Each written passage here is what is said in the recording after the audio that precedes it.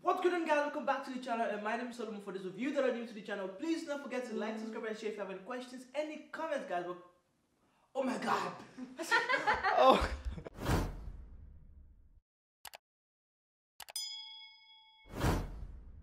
What's going on, guys? Welcome back to the channel, and my name is Solomon. For those of you that are new to the channel, please don't forget to like, subscribe, and share. If you have any comments, any questions, drop it down in the comment section down below, and I'll be glad to actually answer those questions, guys. How are you guys doing today? I hope you guys are doing good. I hope you guys are doing all right. I hope you guys are actually pumped like I am right now. So I have a beautiful somebody here today. Her name is Kestra, Kes for short. I'll let her like introduce herself to you guys. Hi, my name is Kestra. I'm 24 years old and I am an elementary school French teacher. I wish I knew how to speak French, but like, I just hope she like finds time to like teach teaches us also like how to speak French. But anyways, that's not the reason why we're here today. As you guys know, this is like a real estate channel, channel for like housing, investments and everything. And we're going to be having her like talk to us about her experience so far in real estate. So I got to know that she actually owned a property through a friend of mine who is also her friend, and through him we're actually friends, and then all of us are all friends. Yeah, it just all goes and goes on like that.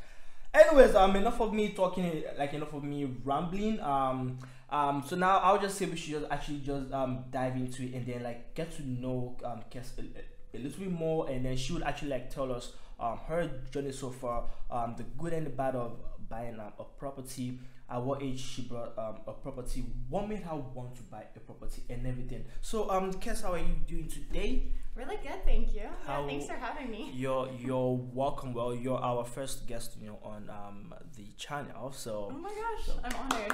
Oh, thank you. You're welcome. You're welcome. Anyway, so like the reason why I invited you here today is for like it's for you to be able to like give people your own like opinion as to why you like got into real estate and everything, because I have this belief that we like in this generation like have to actually like own properties, get into real estate, because I feel like it's a way of like building wealth. For sure. What do you think? I definitely agree. It is one of the best markets to get into. However, it's not easy to get into. True. So I wouldn't have been able to do it if I didn't have the help from my parents. We kind of did it as a family thing, a family investment. So whenever I sell the property, my parents will definitely get a huge share in that because they helped me put the down payment on, because I wouldn't have been able to do it otherwise. Other than that though, this is actually my second rental property. Oh my god. I literally thought like it was her first rental property. I'm like, you actually have two. Well, I sold the first one already. So this is guys, she already sold the first one. She has two properties. And how old are you again, please? I'm 24. She's 24. Guys, what are we waiting for? Like, I believe like everyone in their 20s should like actually want to like own a property. Like that's what that's the mindset I have. And obviously it boils down to like the opportunity you have, like how you can actually afford the property and everything. But before we even like go like down that road and everything, what made you want to like go into like buying properties or investing into real estate? It was my parents' idea, but we started when I was at university. So I was in my second year university because I lived in residence the first year.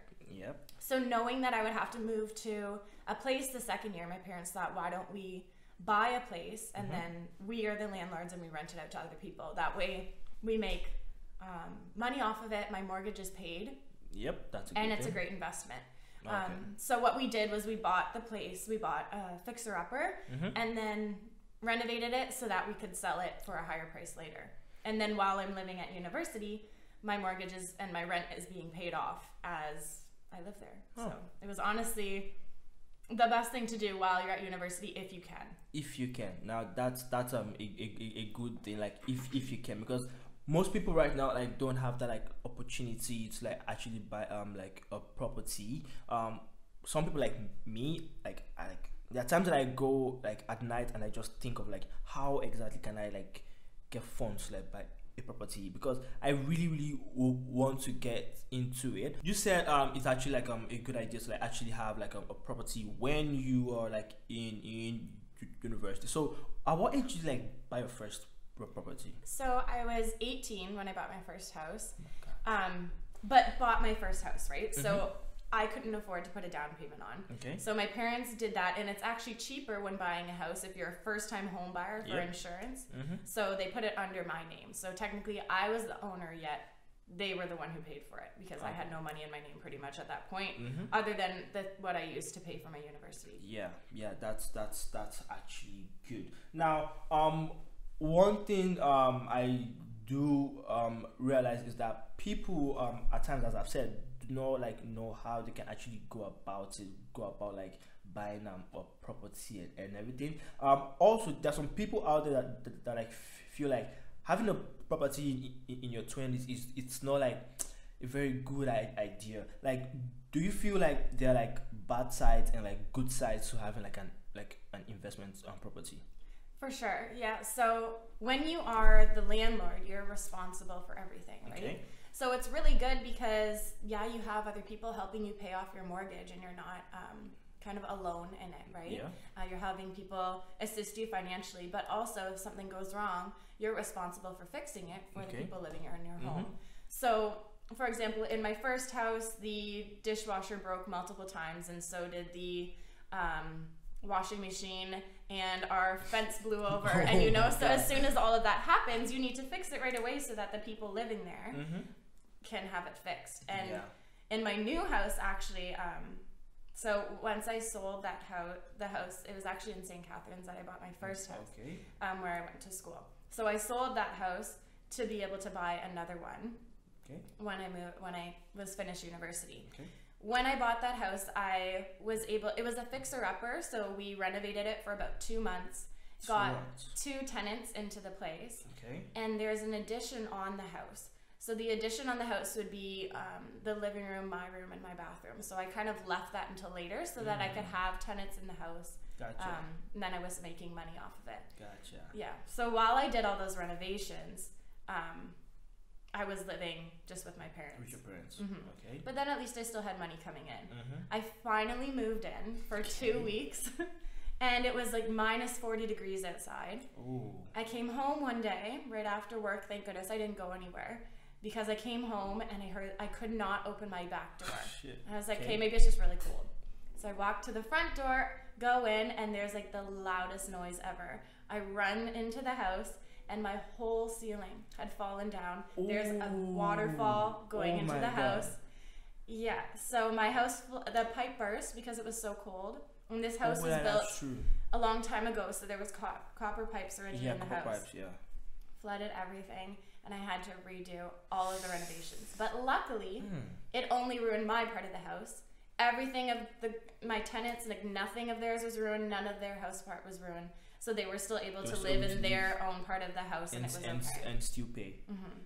But the problem is, like, if you're a homeowner and stuff like that happens, you have to take care of it. And it took a long time. Like, it took months to get fixed again. I couldn't move in again for like another 4 months.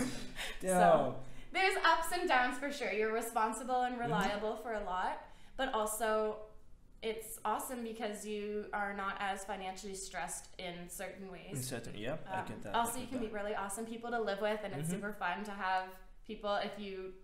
If your rental property is something where you're sharing common area, you can choose people to live with and become friends with them that way. That's actually true. So what she literally did there was actually house hacking. So she literally house hacked. Like she's staying on the property, right? She lives in the property, but there are other people that are actually staying with her also, and then they're actually paying the mortgage for her, thereby she's living there for free. There are different ways to like go about real estate. Like it is like you just have to like take time and then think about how to like invest into like a property. Now another aspect I want to like touch on is since you've just had like just 2 properties and you've sold one, obviously, have you by any chance gotten to have like bad tenants? Yes, for sure. Especially living especially at university, right? So everyone in university, you're kind of finding your way. Some people are really studious and like to study and need the quiet. Other people like to live the university life and have those experiences and party all the time. And some people like to do both. So I'm very much a keener, and I would like to have a home that felt like a home. It was clean and it was like a family. You would have people that you could do fun things with, and it wasn't like everyone just hid in their room. You would be able to study if you needed to study, but then you'd be able to have fun if you wanted to have fun. So I was kind of like a mix of both, more like study during the week and have fun on the weekends. Yet I did definitely have tenants who were either just loud or messy or you know, and just who didn't have the same living style as you. And what I realized was that for me, it's best to find people to live with that I don't know before. Because if things don't work out, then it's like, things don't work out. Sorry, we're not going to live together anymore, right? But I wouldn't want to have a friend live with someone that I was friends with and you don't like living together and have it cause issues. I would rather find someone and become friends with them because I was living with them. You know, and you kind of get to know them that way. You learn how each other like to live in a space, and you kind of compromise based on that and become friends because of that. And then you make a new friend. So, yeah. So, lessons learned, right? For sure. Definitely learn type of people that I like to live with, type of people that I don't like to live with as much, but you can still, still great people, still great people to be friends with, but you just have different living habits, and that's okay. Good, that's good. So now, another thing is, as you go into like your first property, like as you go into buying your first property, you learn things like the first one, the next one, the next one. You keep on learning and learning and learning. It's not like it just like stops somewhere, because that like life happens. So there definitely something would happen. You might have to like fix it. You would learn from it like in the first property, and then the second property you'll be like, oh, this didn't happen before.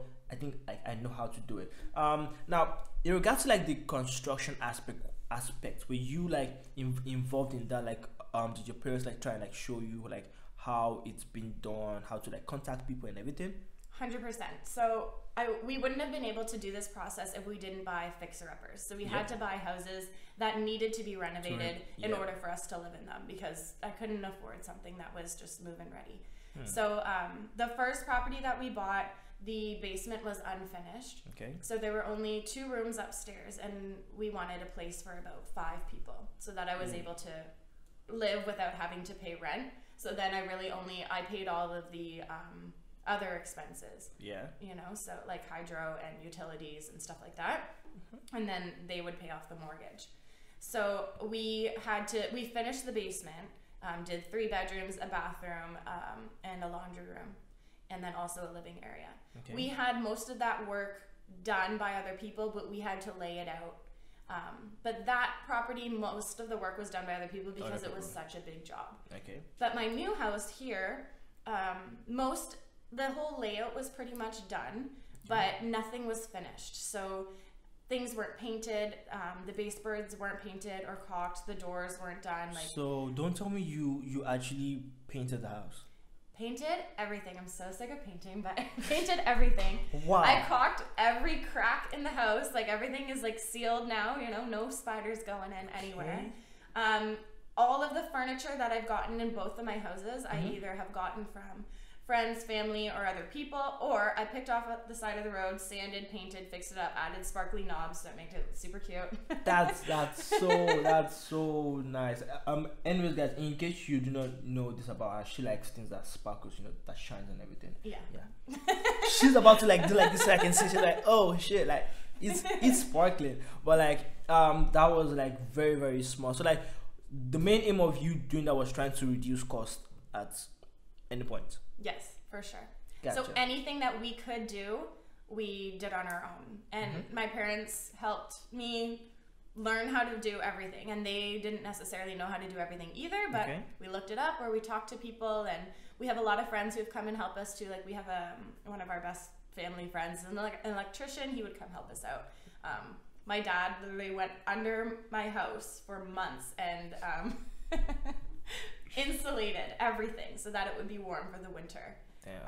So yeah, like pretty much everything we would do on our own except for the really big jobs. The big jobs. Yeah. Gotcha. So another lesson learned, try to save costs by any means possible. But that doesn't mean you should like starve yourself though. But like try and save costs in places where you feel like you can actually do those things by yourself, or you can just like go on YouTube and like just check it out, and then you literally find the answer to what you're looking for. Just like try and search it up and everything. Now like another thing I want to like ask you about, what are you looking to like do about like your real estate portfolio? Like, are you looking to like increase it? What's your goal about that? Like, talk to me about like your plans for that. So I know that the house I'm living in right now is not my forever home. Definitely. I absolutely love the people I'm living with. Like, we're so close. We have so much fun, and it's been amazing in quarantine because we're not alone, and we always have like themed events. We dress up. What's the theme this week? You know, so we've done a lot of fun things together. But I know that this isn't my forever home. Whenever I get married or have a family, like, this is not the house I'm going to be living in. Just, it's an older house, you know, it's more of a place for rental property, that's perfect for people my age, but I wouldn't want it for a family home just because like the stairs are steep or something, you know, with kids and stuff like that. So I know that in my plan is to sell this eventually. It was a flip, right? So we bought it, we fixed it up, made it nicer, definitely made it worth a lot more. Okay. And my plan is to flip. Now my parents are on me because the market is so high right now. Definitely. I could make way more money than I bought it for right now, which is amazing. And they're on me. They're like, sell it. And I'm like, then I have to move back home, and my roommates are like, don't sell it, don't make me move back home.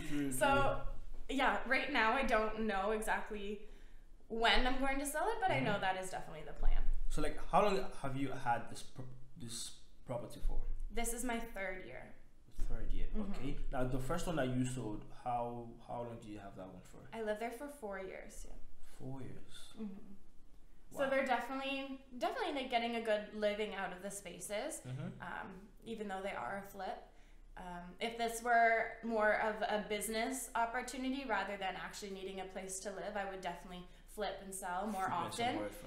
But right now it's just like I love this house. I made it so like customized to my liking, and because we renovated everything, like I built a shoe closet in my room that lights up because I'm obsessed with shoes. So it's just so personalized to like all my liking. There's like sparkle chandeliers everywhere, and it's just because of the flood too, and it took away so much time. It's like I kind of made this home, and I want to enjoy the home before I sell it. Before you sell it, I get it. Yeah, I get it. So now, do you see yourself buying like 5 more properties, 6 more properties? Obviously, you're like getting into real estate, so definitely like you should be seeing yourself getting like more properties. But like, are you looking to like go into like condominiums, or like you're looking to like stay in just single family homes, or you're looking to like go into like apartments, like probably like 4plex, like a 6plex? Like, are you looking to like go into that route, or you're just trying to like stay focused on that lane? That's a good question. I've actually been talking about to my parents about that. We're very open, but I just kind of like to think of the ups and downs. I mean, being a homeowner, you have the option, right, to kind of choose what you want. And I've always lived in homes, so they've been, well, my last one was a semi. So you have every time. Yeah. So you own like half the house, kind of, but it was like your own house. Yeah. Gotcha. And then this one's like a single family home. So, and they both had like nice backyards and, you know, parking pads and everything like that. Single family home is a lot to take care of, right? Like, you always have to cut the grass, you have to shovel, like you have to make sure that you're taking care of the property, and you do it all on your own. Whereas if I were to live in a condo, I would have other people to do that for me. But then again, I also wouldn't have that space. I'm a dancer, so I love to like blast my music, and, you know, and I love to work out, and so I love to be able to do all that stuff. So sometimes I'm hesitant with a condo because I wouldn't want to bother other people around me. That's true. Yet again, condos are super new looking, you know, super like hip and like cute. Yeah, and they look very good. They do look very good. So that's also a plus with that, because I'm also I'm into like nice aesthetics and stuff. And yes, I made this house kind of the way I want it to be, but again, like on the outside, it's an older looking home, you know, it's not kind of like that glam look. So I kind of go back and forth. Also, the condo fees are something that is to take into consideration, because sometimes your condo fee can be just as much as your mortgage. Yeah, true. So that is another thing that has kind of leaned me more towards single family homes. Yeah, and also again, I also kind of feel it takes a while to like sell a condo. So there's that like that time issue in selling a condo in regard like than a single family home. Like obviously people want to like live in like a house that like can contain children and everything, and also for their family. So then people would obviously want to go for houses that are just, you know, by themselves and not like the tall buildings. But even though they are like kind of hard to like actually sell, there are people that are actually still buying them, still investing in them. Another question I would like to ask is like, are you like open to like partnering up with like someone to like buy like another property or what? Yeah, for sure. That's definitely a really good plan. So if your parents aren't able to help out, you definitely can partner up with someone and go in and buy a house together. You just have to be careful with who you choose, right? Because it's a big investment, and you know, you guys are kind of going 50-50. So if there's ever an issue, you got to be careful with what people can take, and you know, like how things work out that way.